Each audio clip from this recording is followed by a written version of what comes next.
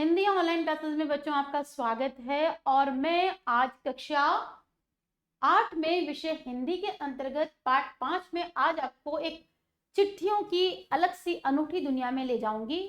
और आपने बच्चों चिट्ठियां देखी तो होगी, लेकिन आज आप सबके हाथों में मैक्सिमम क्या रहता है, मोबाइल रहता है। तो मोबाइल में आप एसएमएस पढ़ते हैं, ईमेल पढ़ते होंगे, उसके साथ साथ व्हाट्सएप चैटिंग करते होंगे। लेकिन अब क्या है, धीरे धीरे थोड़ा चिट्ठियों से आप दूर हो गए हैं। चिट्ठी क्या है? चिट्ठी का अर्थ होता है बच्चों पत्र। पत्र यानी लेटर। पहले जब विज्ञान का इतना विकास नहीं हुआ था तो सभी लोग क्या करते थे बच्चों, सबके पास मोबाइल नहीं थे, ठीक है।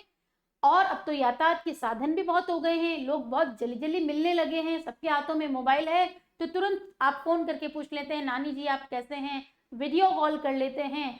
लेकिन एक जमाना ऐसा था बच्चों, जब विज्ञान ने इतनी तरक्की नहीं की थी, तब लोग बहुत लंबे समय के बाद मिलते थे। तो वह मिलने जब कई समय तक मिलते नहीं थे तो वे एक दूसरे को क्या करते थे बच्चों, चिट्ठियां लिखते थे, पत्र लिखते थे।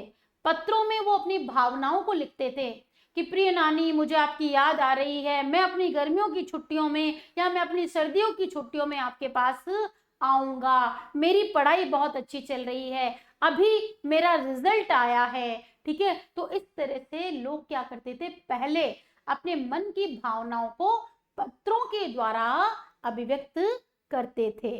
तो बच्चों वर्तमान समय में तो चिट्ठियों का महत्व थोड़ा कम हुआ है, ठीक है, तकनीकी विकास के कारण, लेकिन चिट्ठियों का महत्व हमेशा वैसा ही बना रहेगा।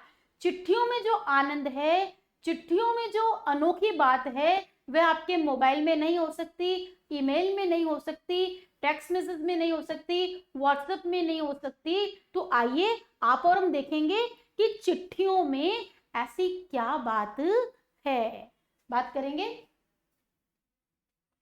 चिट्ठियों की अनूठी दुनिया, अरविंद कुमार सिंह, पाठ के बारे में पढ़ते हैं हम।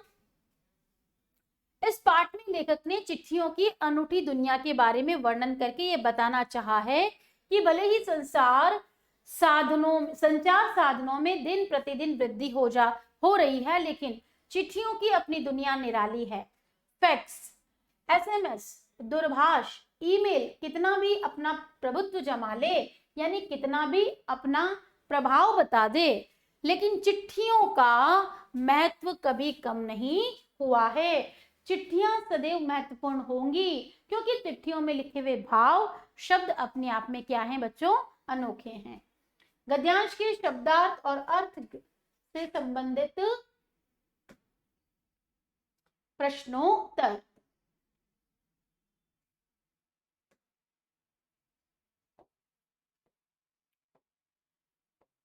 देखेंगे हमारे इस पुस्तक में, देखेंगे सुंदर चित्र है, आपके सामने एक डाकिया है और उसके सामने एक व्यक्ति खड़ा है। व्यक्ति क्या लेना चाह रहा है, पत्र ले रहा है। और आप देख रहे हैं कि यहाँ पर कौन है, ये घोड़े पे सवार कोई व्यक्ति है, जिसके कंधे पर बच्चों सामान भी है, और निश्चित रूप से इसके पास भी कोई चिट्ठी होगी, क्योंकि जब यातायात के साधन नहीं थे तब पशुओं के द्वारा, घोड़ों के द्वारा क्या होती थी, यात्राएं होती थी। और ये संदेशवाहक हरकारा है जो किसी का समाचार लेकर किसी स्थान पर जा रहा है। आइए बच्चों पढ़ते हैं हम। पत्रों की दुनिया भी अजीबोगरीब है और उसकी उपयोगिता हमेशा से बनी रही है।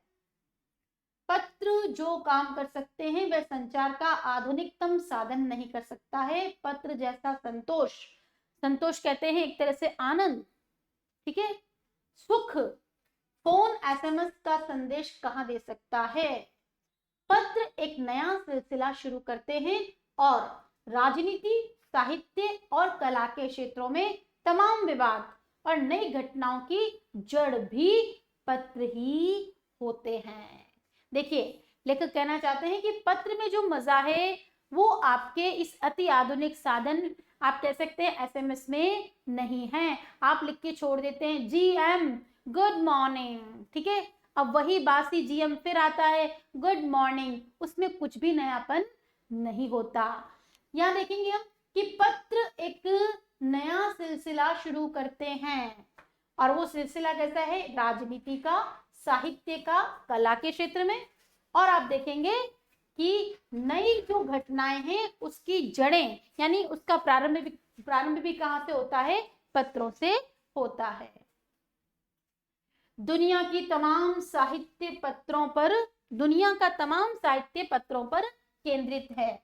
आज आप जो साहित्य पढ़ रहे हैं, जो लिटरेचर आपके पास अवेलेबल है, बच्चों ये सबसे पहले लिटरेचर नहीं बना था, कहीं ना कहीं किसी स्वरूप में ये पत्रों पे लोगों की भावनाएं थी, उस वही भावनाएं जाकर किसका रूप धारण किया है, उसने साहित्य का रूप धारण किया है। मानव सभ्यता के विकास में इन पत्रों ने अनूठी भूमिका निभाई है। पत्रों का भाव जब एक जगह पत्रों का भाव सब जगह एक सा है, भले उसका नाम अलग अलग हो। पत्र को उर्दू में क्या कहते हैं बच्चों, खत, संस्कृत में पत्र, कन्नड़ में कागज, तेलुगु में उत्तरम, जाबू और लेख तथा तमिल में कडिद कहा जाता है। आप अंडरलाइन करेंगे इन शब्दों को, क्योंकि आपसे पूछा जा सकता है यहां से प्रश्न कि कौन सी भाषा में पत्रों को क्या कहा गया है।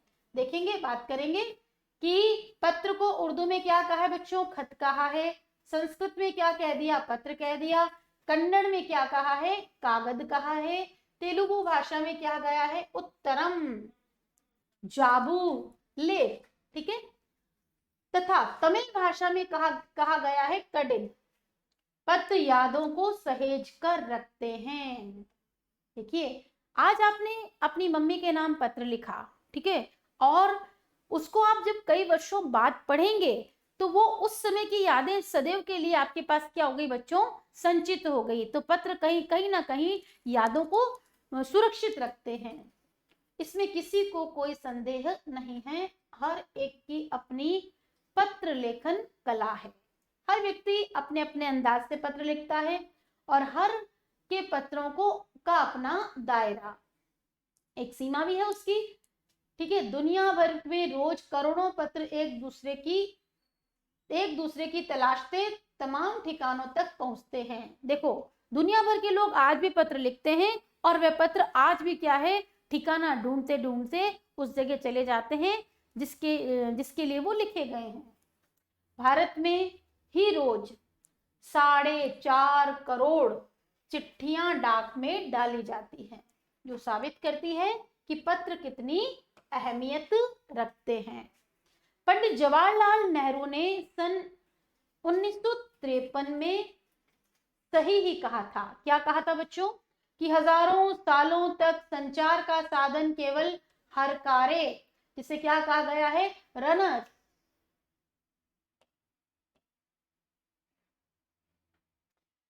फिर तेज घोड़े रहे हैं, ठीक है, उसके बाद पहिए आए, पर रेलवे और तार से भारी बदलाव आया और तार ने रेलों से भी तेज गति से संवाद पहुंचाने का सिलसिला शुरू किया।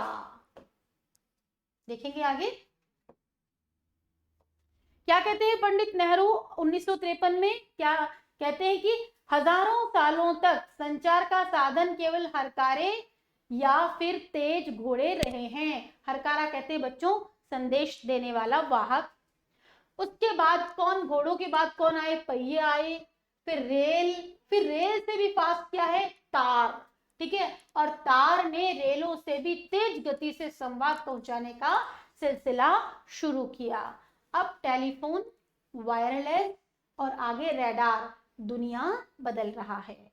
तो देखेंगे आप शब्दार्थ, तमाम यानी सभी, अनूठी यानी अद्भुत, विचित्र, संचार का अर्थ होता है बच्चों सूचना प्रसारण का माध्यम, दायरा यानी क्षेत्र, अजीबो गरीब का अर्थ होता है आश्चर्यजनक, SMS लघु संदेश सेवा, सिलसिला, क्रम, रास्ता, खुलना, अहमियत का अर्थ होता है महत्व, ठिकाना यानी मंजिल, स्थान, हर कार्य, सूचना, लाने जाने वाले संदेशवाहक, या हम उसे दूत भी कह सकते हैं।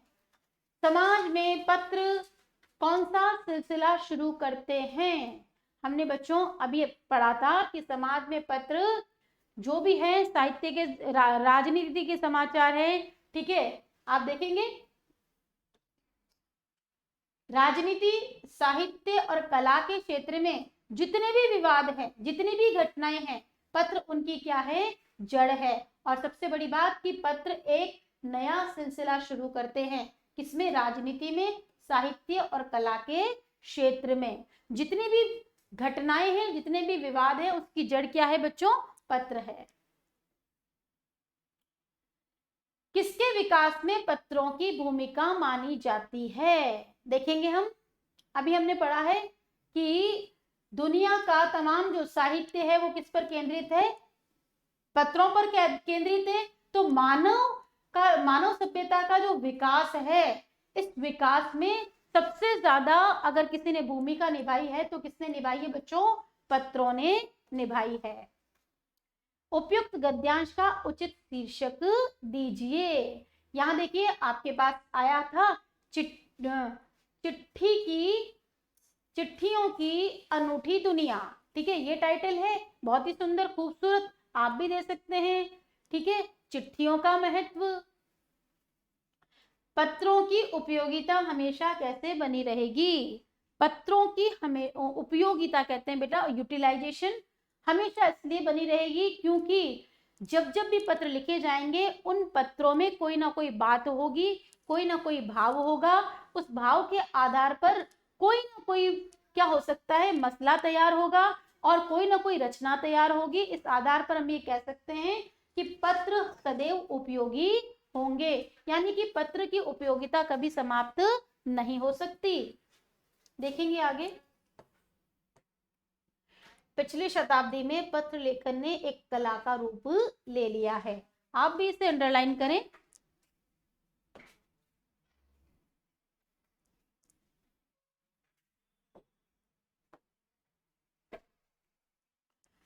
पिछली शताब्दी में पत्र लेखन ने कला का रूप ले लिया है। डाक व्यवस्था के सुधार के साथ पत्रों को सही दिशा देने के लिए विशेष प्रयास किए गए। देखिए डाक व्यवस्था में क्या किया गया बच्चों, सुधार किया गया और पत्र लेखन को एक क्या मान लिया गया, कला मान लिया गया। पत्र संस्कृति विकसित करने के लिए स्कूली पाठ्यक्रमों में, आज आपके जो स्कूल के सिलेबस हैं, ठीक है ना, क्लास वाइज स्कूल के सिलेबस में क्या किया गया है, पत्र लेखन का विषय भी शामिल किया गया है। भारत ही नहीं, दुनिया के कई देशों में क्या चल रहे हैं, प्रयास हो रहे हैं कि विश्व डाक संघ ने अपनी ओर से भी काफी प्रयास किए हैं। विश्व डाक संघ की ओर से 16 वर्ष से कम आयु वर्ग, जो बच्चे 16 वर्ष से कम आयु के हैं, उन बच्चों के लिए पत्र लेखन प्रतियोगिताएं आयोजित करने का सिलसिला सन 1972 से ही शुरू हो गया है। यह सही है कि खास तौर पर बड़े शहरों और महानगरों में संचार साधनों के तेज विकास और अन्य कारणों से पत्रों की आवाजाही प्रभावित हुई है। ये बात किस लिए बच्चों, सिर्फ महानगरों में है, बड़े शहरों में है, पर देहाती दुनिया, देहात कहते हैं बच्चों गांव का क्षेत्र, ग्रामीण क्षेत्र, देहाती दुनिया आज भी चिट्ठियों से ही चल रही है।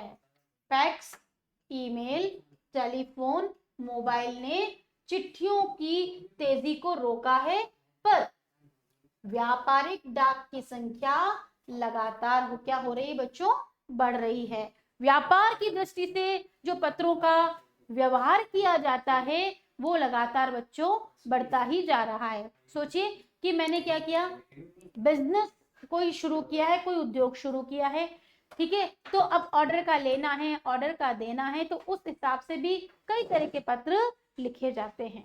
देखेंगे, बात करेंगे शब्दार्थ की। प्रयास, कोशिश, खास, विशेष, प्रतियोगिताएं, स्पर्धा, आवाजाही यानी आना जाना। पत्रों की आवाजाही प्रभावित होने के क्या कारण हैं, तो यहाँ देखिए बच्चों बताया है कि जो बड़े शहर हैं या महानगर हैं उसमें संचार के साधनों का विकास हो गया है। इससे क्या है बच्चों, पत्रों के आने जाने पर प्रभाव पड़ा है। विश्व डाक संघ के द्वारा किसका आयोजन किया जा रहा है? मैंने इसको अंडरलाइन करवा दिया है कि विश्व डाक संघ की ओर से 16 वर्ष से कम आयु वर्ग के जो बच्चे हैं उनके लिए पत्र लेखन की प्रतियोगिताएं आयोजित करने का सिलसिला शुरू हुआ है और ये 1972 से ही शुरू हो गया है। उपयुक्त गद्यांश किस पाठ से उद्धृत है? उपयुक्त गद्यांश आपने देखा, ये गद्य का अंश जो लिया है चिट्ठियों की अनूठी दुनिया से लिया गया है। पत्र संस्कृति के विकास हेतु क्या कदम उठाए गए हैं? पत्र संस्कृति के विकास हेतु बच्चों सबसे देखो पहली बात कि पत्र लेखन को एक कला का रूप मान लिया गया है। फिर डाक व्यवस्था में भी सुधार किया गया है और खास करके क्या कर दिया गया है कि पत्र संस्कृति विकसित हो, इसलिए स्कूली पाठ्यक्रम में पत्र लेखन के एक विषय को भी शामिल कर लिया गया है। और भारत ही नहीं, दुनिया में भी कई देश इसके लिए क्या कर रहे हैं? प्रयास कर रहे हैं।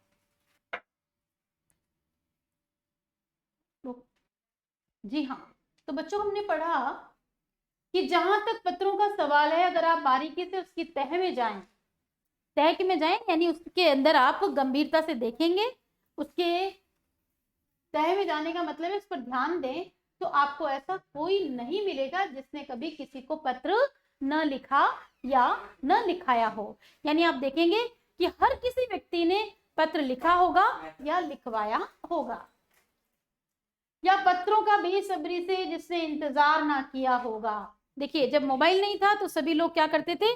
पत्रों का बेसब्री से इंतजार करते। बेसब्री का तो होता है जिसके लिए सब्र ना हो, इंतजार ना हो।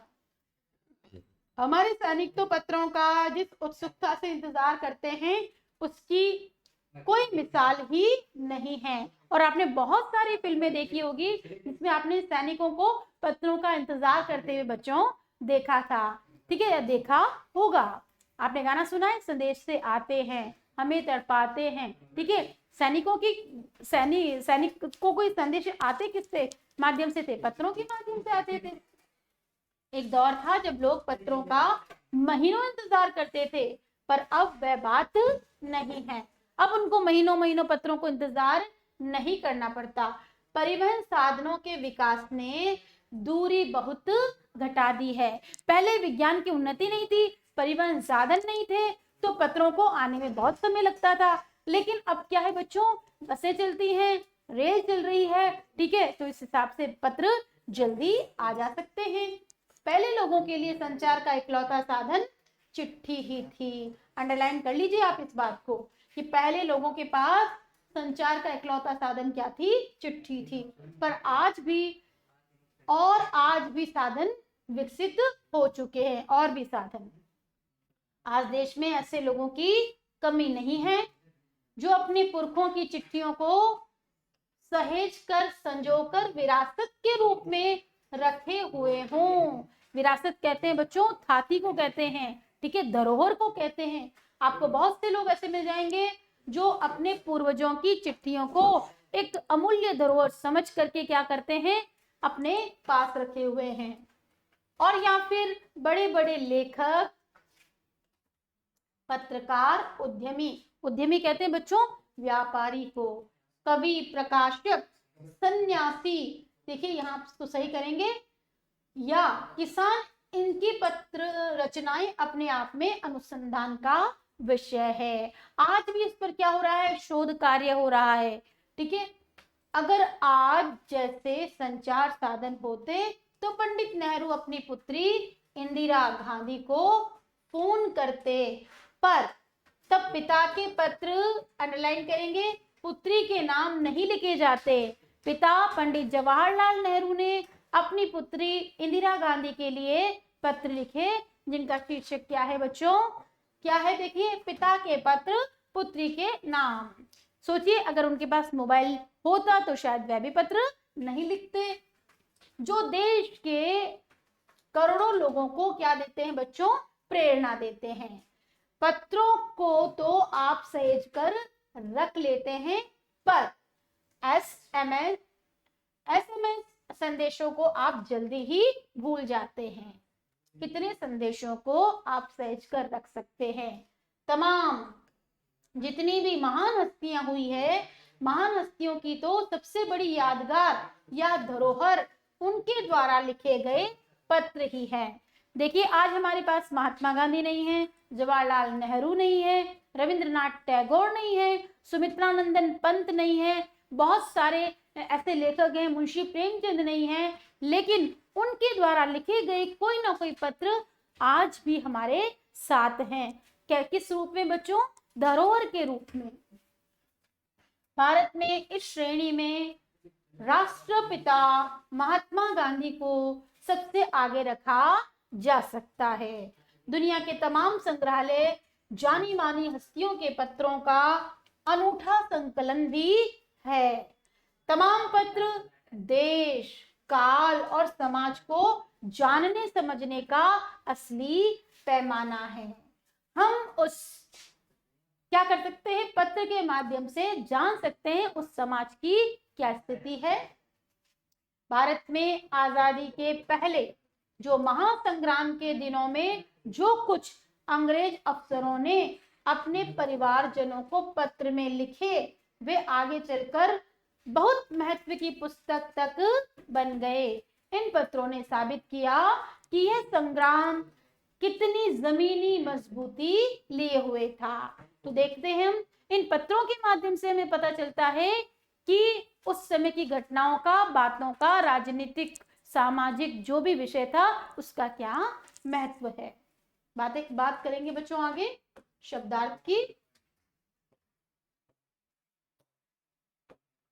संकलन यानी इकट्ठा करना, तह यानी परत, गहराई, संजोना यानी क्रम में रखना, मिसाल का अर्थ होता है बच्चों उदाहरण, बेसब्री, बेचैनी, पुरखों कहते हैं पूर्वजों को, हस्तियों का अर्थ होता है महत्वपूर्ण व्यक्ति, विरासत यानी पैतृक धरोहर, अनुसंधान का अर्थ होता है बच्चों खोज करना, और महासंग्राम यानी महायुद्ध। देखते हैं आगे प्रश्नोत्तर की ओर।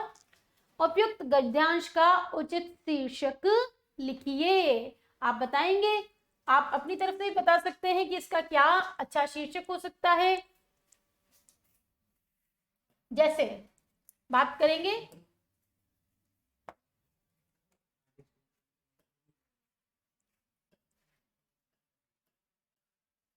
पत्रों का आनंद भी हो सकता है, पत्र की प्रेरणा भी हो सकता है, और आपके मन में भी, आपके मानस में भी कोई अच्छा शीर्षक बच्चों हो सकता है चल रहा हो।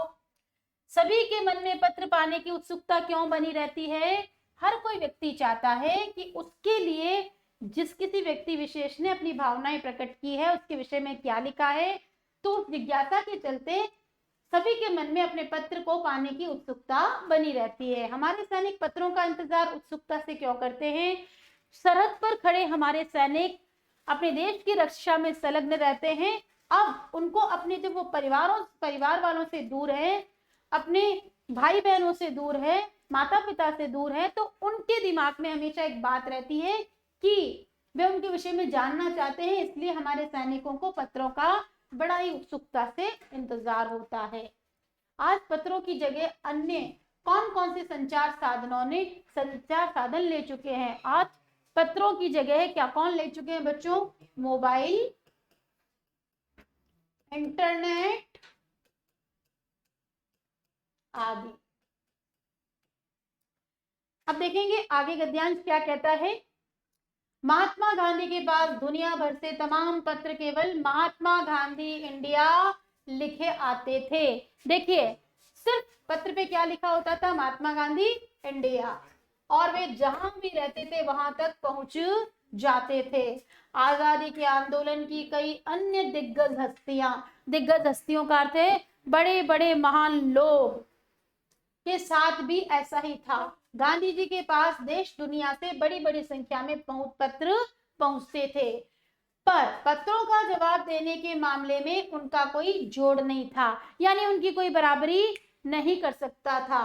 कहा जाता है कि जैसे ही उन्हें पत्र मिलता था उसी समय वे उसका जवाब भी लिख देते थे, ठीक है, और उसी के साथ अपने हाथों से ज्यादातर पत्रों का जवाब देते थे। जब लिखते लिखते उनका दाहिना हाथ देखिए दाहिने हाथ से वो जब लिखते थे दर्द करने लगता तो फिर वह बाएं हाथ से लिखना शुरू करते थे। देखिए बच्चों, पत्रों की इस अनूठी दुनिया में पहले हमने पंडित जवाहरलाल नेहरू के विषय में पढ़ा, फिर सैनिकों के विषय में पढ़ा, अब हम महात्मा गांधी के विषय में पढ़ रहे हैं। हम अपनी नेक्स्ट क्लास में इसको और अच्छे से समझते हुए फिर पढ़ेंगे। तब तक के लिए बच्चों नमस्कार।